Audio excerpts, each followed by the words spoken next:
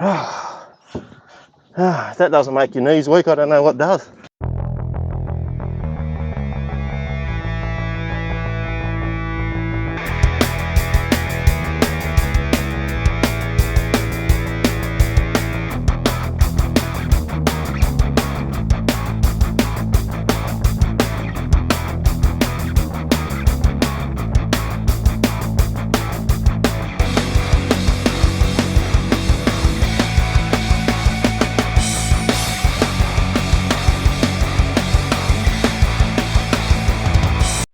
Hey guys, Mick from Liquid Existence. So today I thought we'd talk about the grand final and how it went down on the Clarence River. And yeah, so basically, I've had a lot of rain and it sort of shut down a fair bit of the river that I probably would have used. So it's really been, it was going to be a challenge, I guess, to sort of fish down, the front third of the river, so to speak. So on the pre-fish, I sort of gathered that the fish would be down on that front third, so I really targeted my time down there. I went right down the front, fished a breakwall all the way back up to, I guess Palmer's Island around there. So, and what I found was that the front really I didn't think was firing, and I seemed to be getting more bites and a lot more fish up around Browns Rocks and Palmer's Island. So when day one come along, I was going to spend most of my time there. So day one I went straight to Browns Rocks and fished the shallows there and quickly got a bag, probably within half an hour if that. And then I decided to move to Palmer's Island where, I got the bigger fish. There was one good fish there in highlights reel that you'll probably see in a second. But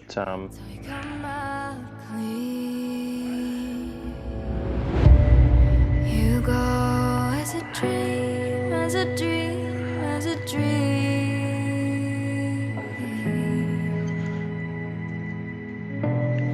Things aren't what they seem, what they seem, what they seem.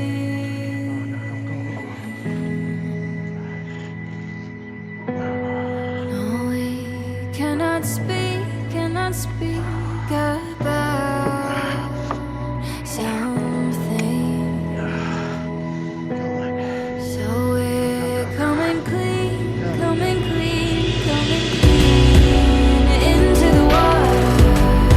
So we come out clean.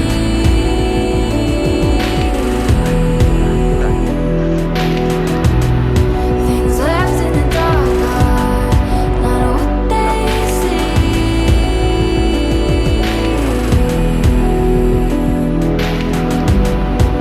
Hush now, the dawn is deciding.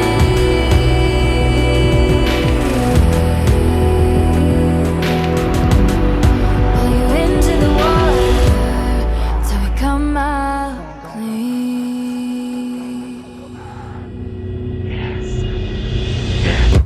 I went through there, they were hammering lures, hammer and tong, like a lot of fish caught. Just had to plough through the fish. I think that was the biggest thing. You just had to keep throwing. Yeah, you're going to get some that were like 20 centimetres, but then you're going to get some that were well over 30. So it was one of them things to really try and just keep ploughing through there on that running tide. As that tide picked up and it sort of got more to the topish sort of, third of the tide or to the end of it, the bite sort of slowed off a bit. So anyhow, that's when I decided to go down the front. So at Palmer's Island, I used probably one of the, I don't know how you could say it, a lure that I really, really love, and I love my Rapalas, and I've been using them a lot this year. However, this particular colour in the Jackal Chubby, which is your Nocky Gill, if you can see that there. Now that's actually got a bit of a mole beating from some of the other fish, and basically just fished it on a Freems 2000 reel with braid and mono. I found with the mono I sort of only got some straight throughs at around about 3 pound, and did get busted off a few times, so I just went a little bit heavier. I think it's 5 pound leader on one of the Pagoda custom rods, made mine up at Evans Head. And that's basically on a Samurai blank, so it's really really a good lure, hard body casting lure. But the biggest thing with all these sort of lures now, when you throw on this with this particular dial reel, is the ATD drag. That makes a difference in trying to keep them hooks, them little hooks, stuck in the bream's mouth. So using these for these guys, and especially I guess the cranker crab, is a massive game changer. So down the front, I cranked a few walls. I think I got a couple of fish there, but not a huge amount. But basically just in your UV brown in the Rapala Fat Jack. Once again, Freems, 3 pounds straight through. ATD drag on a dial or saltless, like hard body 7.2 stick. I've had this stick for, I think I brought it off from Nella's shop about 12 years ago. Still works. So yeah, no, it's really good. Yeah.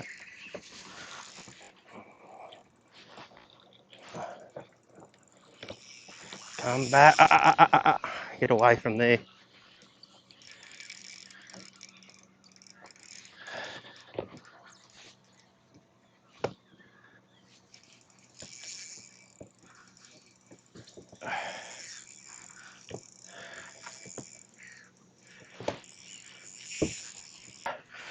Got it.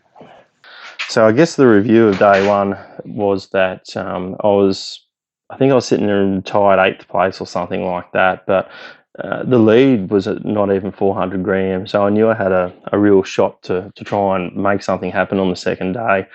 My first thoughts were that the first day is that the actual front just did not fire how I would have expected it to.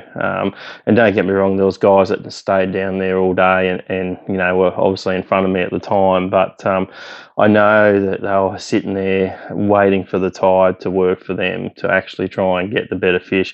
And that is how the Clarence does work. You know, you might have a good bite window of about 20 minutes, especially down the front, where the big fish will turn on and they will bite, but you've got to really stick it out there and back yourself.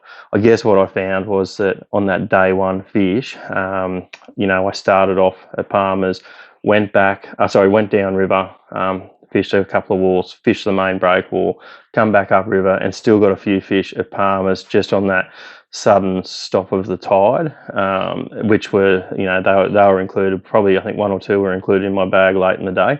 So it was something that you know, played on my mind, I guess, for the second day, and the fact that, all right, I've got to keep ploughing through these fish at Palmer's. Hopefully I find a couple of better ones, and then it was time to go hit honey holes for the rest of the day, and just leave it all out on the water. You know, I had 7, Mark Compton. Number 8, Michael Corbett.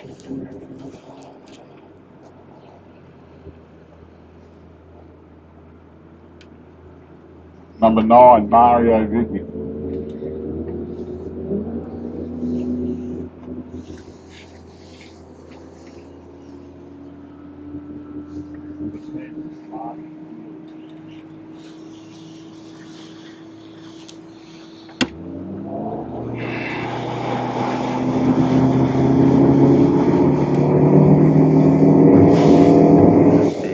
So I guess day 2, you know, I started at Palmer's, fished through there, kept catching lots of fish, but really just didn't, you know, this wasn't getting the size that I knew that I needed to actually try and win this thing.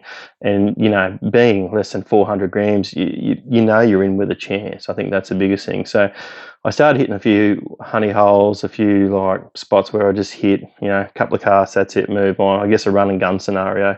And one thing, once I got down the front, it was a funny thing. I was going to shoot up Romiaka Channel to just a little hole that I know, and I haven't been up there for years, and I didn't want to touch it in the pre-fish and all that kind of stuff. And I got there, and it's been a long time since I went up there, and basically the channel had changed. It's sanded up a lot more. I'm like, oh, I just hit the sand button, little sand bar, and I was like, oh, here we go. So I thought, no, I'll go to the Watonga pontoons and just fish there, and that's what I did. I fished there with a crab, and I think with about a bit over an hour to go, I got 3 really good upgrades, and you'll probably see them. So that came down to the olive current crab and the heavy, just dropping them at the base of the poles of the pontoons, and yeah, 3 really good upgrades there. You can see that I know that one's had much damage on it, but yeah, just 3 really good fish. Once again on that Pegado, which is a samurai reaction blank, Fuji K guides, and yeah, basically the Freem's 2500 reel once again, floppy rod, ATD drag, and just winding these on, not ripping the lips out of them, and yeah, basically got them 3 late upgrades, which were sort of made me feel like I was in with a chance. But however, obviously that wasn't to be. But you know, and full credit to the winner, Mario. He fished a particular rock wall that I noticed, which really produces in winter time. But he obviously just sort of hung around there the best that he could and waited for them periods of the bite time. Oh my and God. obviously he nailed it 100%. I think over 3.7 kilos on the second day is a great summer bag for the Clarence. And hats off to him, Victorian. He's come up here. I don't think he's even fished here. I'm not sure, but you know, he just dialed it in, and you know, that's how the fishing goes. Yeah, so I guess the biggest thing is trying to be in the right place at the right time. That really sounds easy to say in words, but it's not. It's actually quite hard. You know, if, like I said, if you had my time, if I had my time again, I'd probably would have went down to the front a lot more earlier, especially on that second day. Second day, you know, something, you know, they just turned on there the second day, and sometimes you just got to back yourself to make them decisions early on in the piece. Unfortunately, I didn't do that. However, I ended up in 5th place.